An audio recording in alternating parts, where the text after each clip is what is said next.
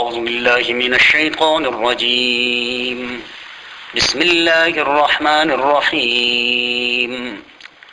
قال للملأ حوله ان هذا لساحر علیم۔ 19 پارے سورہ شعراء کے یہ تیسرا رکوع ہے۔ یہ رکوع آیت نمبر 34 سے لے کر آیت نمبر 52 تک کے آیتوں پہ مشتمل ہے۔ اس رکوع میں بھی اسی گفتگو کا سلسلہ اللہ نے جاری رکھا ہوا ہے کہ جو گفتگو حضرت موسیٰ اور فرعون کے درمیان ہوئی۔ حضرت موسیٰ علیہ السلام سے جب نبوت کے نشانی کے طور پہ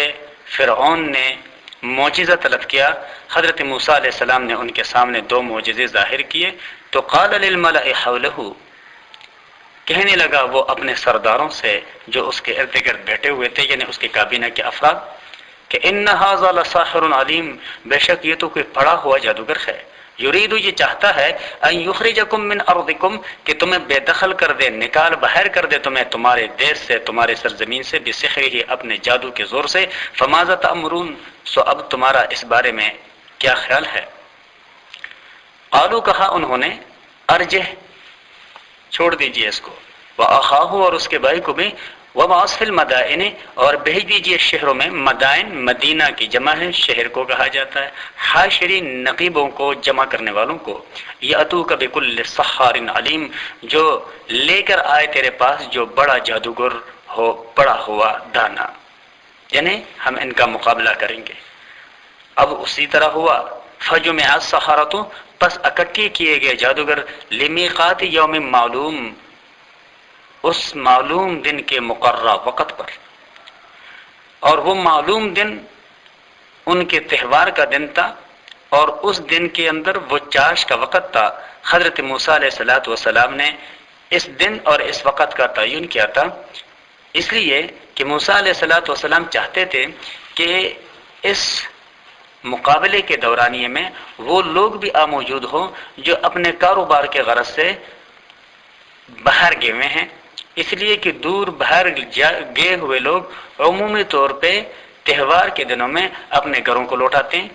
تاکہ سب لوگ اس کو دیکھ لیں، تاکہ زیادہ سے زیادہ لوگوں تک اللہ کا پیغام پہنچ سکے۔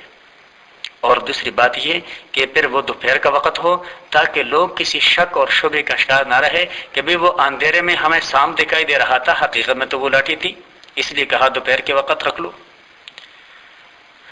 وقیل للناس، اور کہا گیا لوگوں سے، هل انتم مجتمعون، کیا تم بھی اکٹھے ہو گئے، یعنی سارے لوگوں میں انہوں نے اعلان کر دیا،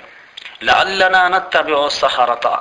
شاید ہم راہ قبول کر دیں جادوگروں کے، ان کانوا هم الغالبین، اگر ہوئے وہ غالب آنے والوں میں سے یا جیت جانے والوں میں سے، یعنی سب کو اکٹھا ہونا چاہیے۔ امید قوی ہے کہ ہمارے جادوگر غالب آئیں گے، اس وقت ہم موسیٰ کے شکست اور مغلوبیت دکھلانے کے لیے اپنے ساحرین کے راہ پر چلیں گے۔ گویا یہ ظاہر کرنا تھا کہ اس میں ہمارے کوئی خود غرضی رہی، جب مقابلہ میں ہمارا پھلا باری رہے گا تو انصاف کسی کو ہمارے طریقے سے منحرف ہونے کی گنجائش نہیں رہ سکتی۔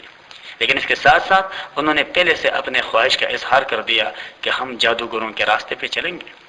فلما جاء السحرۃ، پھر جب آئے جادوگر، قالوا لفرعون، انہوں نے کہا فرعون سے، أئن لنا لأجرا، بلا کچھ ہمارا حق بھی ہوگا، ان كنا نحن الغالبین، اگر ہوئے ہم جیت جانے والوں میں سے۔ قال فرعون، کہنے لگا، نعم، ہاں، وَإِنَّكُمْ إِذًا لَّمِنَ الْمُقَرَّبِينَ، اور بے شک تب تو تم میرے بڑے مقرب بن جاؤ گے، یعنی صرف مالی انعام اور اکرام ہی نہیں بلکہ تم میرے خاص مصاحبوں میں رہو گے، مشیر بنا دوں گا سبوں کو۔ اس کا پورا تفصیلی بیان سورہ اعراف اور سورہ طٰہٰ کے اندر گزر چکا ہے۔ قال لهم موسیٰ، اب میدان سج گیا، تو قال لهم موسیٰ، کہا ان سے موسیٰ علیہ السلام نے، القوا ما انتم ملقون، ڈالو جو کچھ تم ڈالنا چاہتے ہو۔ فالقوا حبالهم، سو ڈال دیے انہوں نے اپنے رسیاں، وعصیہم، اور اپنے لاٹیاں۔ عصیہ عصا کی جمع ہے، لاٹھی کو کہا جاتا ہے، حبال حبل کی جمع ہے، رسی کو کہا جاتا ہے۔ وقالوا، اور انہوں نے کہا، بعزت فرعون، فرعون کا جیے، جس طرح کی ہندی زبان میں کہا جاتا ہے، فرعون زندہ باد، انا لنحن الغالبون، بے شک ہم ہی فتح من ہوں گے، یعنی انہوں نے فرعون زندہ باد کا نعرہ لگا کر اپنے وہ لاٹھیاں اور اپنے وہ رسیاں میدان میں پھینک دیے۔ دوسری جگہ پہلے ہو گزرا ہے، فلما القوا عصیہم وحبالہم کأنہم تسعى کأنہم حیۃ تسعى، جب انہوں نے اپنی لاٹھیاں اور اپنے وہ رسے پھینک دیے تو وہ دیکھنے والوں کو ایسے دکھائی دے رہے تھے جیسے کہ وہ حرکت کرنے والے سانپ ہے۔ اب موسیٰ علیہ السلام گھبرا گئے کہ پروردگار انہوں نے بھی تو سانپ بنا لیے اور میرے لاٹھی سے بھی سانپ بنتا ہے، تو لوگوں کو یہ کیسے فرق معلوم ہو سکے گا کہ بھئی یہ میرے والا معجزہ ہے اور ان کا جو کچھ یہ کر رہے ہیں یہ جادوگر ہے۔ اللہ تبارک و تعالیٰ نے فرمایا موسیٰ چھوڑیے، آپ اس لاٹھی کو ان سنپولوں کے درمیان میں پھینک دیجئے۔ تو فَأَلْقَى مُوسَىٰ عَصَاهُ، پھر ڈالا موسیٰ نے اپنا لاٹھی، فَإِذَا هِيَ تَلْقَفُ، پھر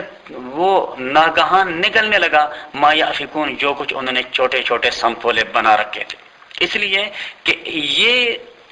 معجزے کے اندر ایک معجزہ تھا کہ وہ پھینکتے ہی تو سانپ بن جاتا تھا، لیکن دیکھتے ہی دیکھتے وہ سانپ اژدہا بن جاتا تھا، یعنی بڑا ہو جاتا تھا، اور بڑا سانپ ہمیشہ چھوٹے سانپوں کو کھایا کرتا ہے۔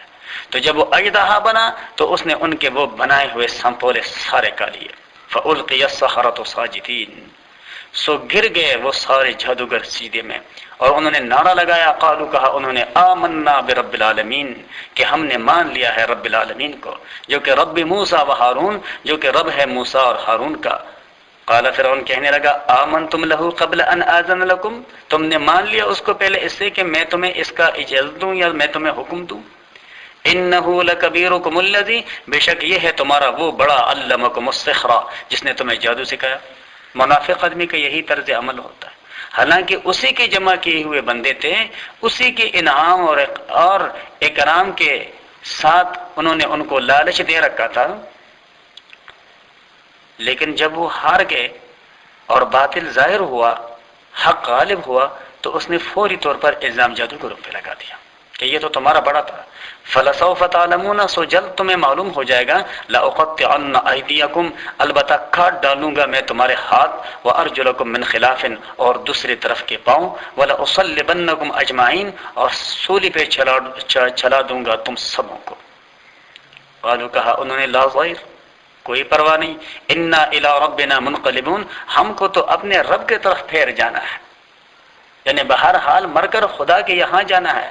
اس طرح مریں گے، شہادت کا درجہ ملے گا۔ یہ سب باتیں سورہ اعراف وغیرہ میں پوری تفصیل کے ساتھ پہلے ہو گزری ہے۔ انا نطمع ان یغفر لنا ربنا، بے شک ہم طمع رکھتے ہیں کہ ہمیں بخش دے گا ہمارا رب، خطایانا، ہمارے کمزوریوں کو، ہمارے خطاؤں کو، ان کننا اول المؤمنین، اس واسطے کہ ہم ہوئے سب سے پہلے حق کو قبول کرنے والے، یعنی موسیٰ علیہ السلام کی دعوت و تبلیغ کے بعد پھر بڑے مجمع میں ظالم فرعون کے روبرو سب سے پہلے ہم نے قبول حق کا اعلان کیا۔ اس سے امید ہوتی ہے کہ اللہ تبارک و تعالی ہمارے گزشتہ تقصیرات کو معاف فرما دے گا۔ وآخر دعوانا ان الحمد للہ رب العالمین۔ اعوذ باللہ من الشیطان الرجیم، بسم اللہ الرحمن الرحیم۔ وأوحينا إلى موسى أن أسر بعبادي إنكم متبعون۔ 19 پارے سورہ شعراء کی یہ چوتھا رکوع ہے۔ یہ رکوع آیت نمبر 52 سے لے کر آیت نمبر 60 تک کے آیاتوں پر مشتمل ہے۔ اس رکوع میں بھی حضرت موسیٰ علیہ السلام اور ان کے قوم بنی اسرائیل کا تذکرہ ہے۔ گزشتہ رکوع میں حضرت موسیٰ علیہ السلام اور جادوگروں کے درمیان جو ایک مقابلہ ہوا اس حوالے سے کہ ان لوگوں نے بھی حضرت موسیٰ علیہ السلام کے معجزے کو جادو قرار دیا تھا، اللہ نے ان لوگوں کے سامنے سب پر اس بات کو واضح فرما دیا کہ بھئی حضرت موسیٰ علیہ السلام کا مقابلہ کیسے ممکن ہے، اس لیے کہ مقابلہ تو برابری کی بنیادوں پر ہے، ایک طرف اللہ کا پیغمبر ہے اور ان کو اللہ کا دیا ہوا معجزہ، جبکہ دوسری طرف جادوگر ہے اور وہ جس عمل کا اظہار کر رہے ہیں وہ اللہ کے ناپسندیدہ ترین اعمالوں میں سے ہے۔ جب وہ لوگ مسلمان ہو گئے، فرعون پھر بھی ایمان نہیں لایا، تو تو اللہ تبارک و تعالیٰ نے اب چاہا کہ فرعون کو اس کے مظالم کے اس نتیجے سے ہمکنار کر دیں کہ جو ہونا چاہیے، اور وہ تھا اس کا اس دنیا سے ختم کر دینا۔ اللہ تبارک و تعالیٰ نے اس کے لیے اسباب یہ بنایا کہ اللہ نے حضرت موسیٰ علیہ السلام کو حکم دیا کہ بھئی آپ راتوں رات یہاں سے بنی اسرائیل کو لے کر کے نکلیں